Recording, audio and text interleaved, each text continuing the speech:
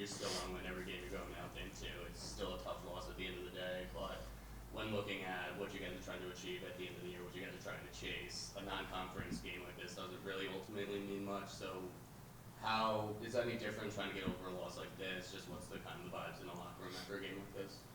I mean, losing, obviously, you don't want to lose any game, but so it sucks losing, but it's a non-conference game. Although you want to just keep building momentum and keep stacking wins. Obviously, we didn't do that tonight, but we're not going to let it affect what it is going forward. We got 2 big games on the road next week, so we're just going to shake it off and keep moving forward and learn from the stuff we didn't do well. Logan, how was the post? Early on, it was you two, Sharif and AJ Brown, finding your way to the rim and scoring. Um, is that something that you guys saw you could have success doing, like warming up for the game? And then how did that change throughout?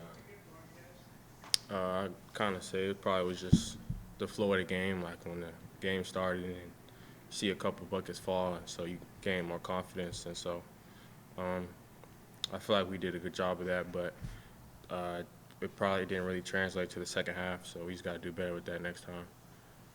Andrew with WAB. Obviously, the three-pointers weren't falling tonight. What did you guys think of the looks that you were getting? We got good looks. A lot in the second half. I mean, a lot of our guys got good looks. We just didn't make shots tonight. But we're going to be better going forward. Elijah, for you, despite the loss, it's still an impressive night for you as you kind of continue to grow and build ever since you've been inserted in the starting lineup. What's just kind of becoming more comfortable, easier for you out on the court? And then today specifically, it seemed like you had more confidence in terms of trying to beat people off the dribble and go one-on-one. So just what's this stretch been like for you? Basically just trying to impact the game any way I can. I mean, I probably had a pretty decent scoring night, but I was just, going with the flow. Like, whatever they gave me, I was just going to take. So I wasn't really trying to force anything, but if it's there, I'm going to take it. So, I mean, yeah, that's it. Going into halftime, you guys had the lead, and then there in the second half, it seemed like things for App State started to get pretty easy on offense. Just what do you guys think the difference was there between the two halves? I mean, they really controlled the pace in the second half. They like to play slower. We like to play up tempo. So we missed a lot of early shots, and then we let one of their shooters get going in the second half early. And then, they just kind of controlled the tempo of the game. And it was getting us in a high ball screen, and they were just making some plays out of it, and we were missing shots on the other end. So. Grant Keeper with WAB. You guys went 0-4 this season against Sun Belt opponents. Just was there anything that opponents in that conference kind of did well this season that just didn't really match up well for you guys?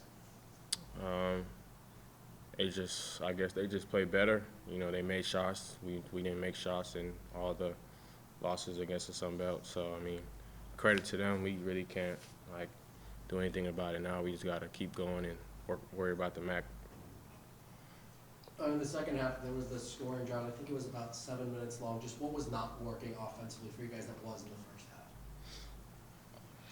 half? I'd say, we got a lot of our shots blocked kind of at the rim in the second half, and then, the shots just weren't falling from three, really from everywhere, but we kind of let that in affect defense a little bit, I feel like, and then they were scoring, we weren't, so. Either one of you guys can answer this, but up until that final stretch for them at the end, the largest lead deficit on either side was 6 points the entire game, completely back and forth. Is it kind of just any extra mentally taxing, exhausting at the time, especially when it's so back and forth, highs and lows, emotions going all over? I say we probably just had to do a better job of, staying like this, not high or too low.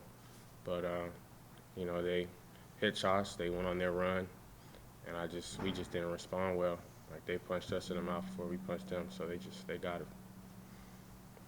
Aside from three-point shooting, the other difference that stands out is the free throw differential. How do you guys feel you handled the physicality they played with today? I don't really. They were more physical than us, obviously, and Tate was getting downhill and getting to the rim. I guess they're the type of team who we knew coming in that they like to wall up. They don't like to foul a lot. So that might have played a difference or something, but they were definitely a more physical team. That was one of the quietest games of AJ Clayton's career, only 1 for 3 shooting. What did you guys notice that they were doing so well guarding him? They weren't helping off him, so that's kind of why there were so many driving lanes in the first half, because they were just like they're not letting him get any threes off. So I'm pretty sure that was their game plan to shut him down, because he's a big part of our offense, and so I mean, props to them for shutting him down, I guess. Tough loss for us. Awesome crowd. Always a great crowd on Sibs weekend. I think missing 2 free throws, gets everybody energized. But, we lost to a really good team, well coached. Miles Tate, I'm not sure, if he's the best player we played up until this point, but he's definitely up in that conversation. I thought he controlled the whole game. First half, we did, what we wanted to do. Did a good job on Connors, not letting him get going. Did a great job on Huntley. Did a pretty good job on Tate. I think he, was maybe responsible for like 18 of their 28 points off assists and points in the first half. And we knew coming out the second half they were going to make a run. And I thought the real key to the game was that 9-2 run, the first 3 minutes. We lost number 4 Connors twice for open threes, once in transition, once we didn't guard them like we needed to. And then they got a easy dunk off a transition. And I thought that set the tone for the second half. And when you play a team who is low possession, you got to capitalize on every opportunity you can. And 4 for 23 from 3. I'd have to go back and look, on the film, but I thought we had really good looks and didn't make them. And then I thought we pressed a little bit on the defensive end, based on our offense, and you can't do that, against good teams. But give them credit. They came in here, earned it, and we got to keep moving on. Eric Dick, the Athens Messenger coach. Obviously, as a competitor, you want to win every game. Every loss is going to be tough emotionally, especially at the end. But when looking at this game objectively in terms of the whole season, with what you guys are trying to accomplish, you're looking for the tournament in Cleveland. How is a loss like this sort of easier to get over? Just how do you kind of deal with something like this, especially in a non-conference game at this point in the year? Yeah, never easy, to lose, and I think it's how you lose, right, that matters, because you're going to lose games. And I thought, we lost our way a little bit. Let our offense be dictated by what happened on the defensive end and vice versa. But I told him after the game, we can't let this one affect the next one. We got momentum built from Western Michigan. AJ Clayton is back, so we got to keep building for March to be playing our best basketball. And then kind of looking forward, offensively, 93% of your points comes from 4 players, just 4 points from not that core 4 scorers. What's just kind of your response to that, especially because I know as a team you guys like to be team-wide success, kind of getting contributions from everyone. Just what does a game like this mean to you? Yeah, I think, against them, they're really, really good defensively. So you have to take advantage, and there's going to be certain shots that you get based on how they guard. And I thought in the second half, we didn't do near as good job as the first half. A lot of times you're not going to get that first shot based on them over-helping, their bigs rotating over. You're going to get it on the kick out in the second drive. If you don't get there, you're probably going to get it on the third drive.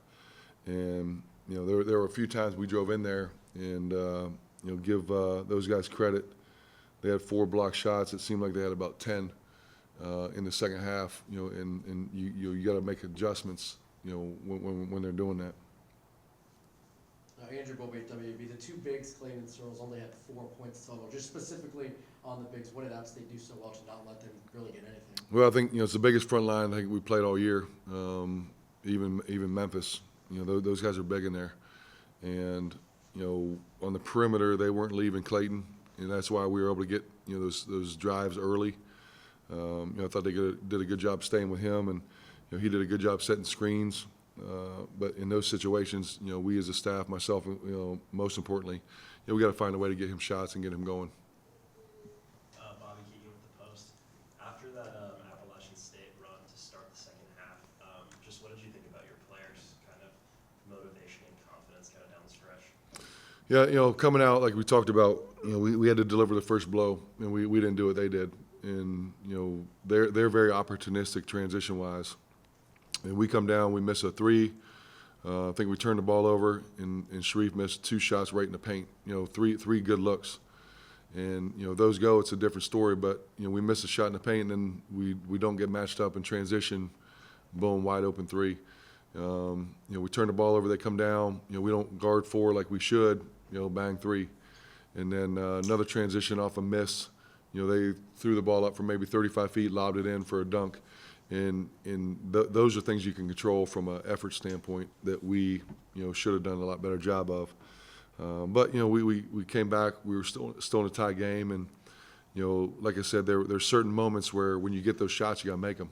And I thought Tate did a phenomenal job of just controlling the whole tempo, because it's almost like a boa constrictor, right? They just bleed you out. They run the clock. They're so used to playing like that, where we call them under 10 seconds a head tap situation.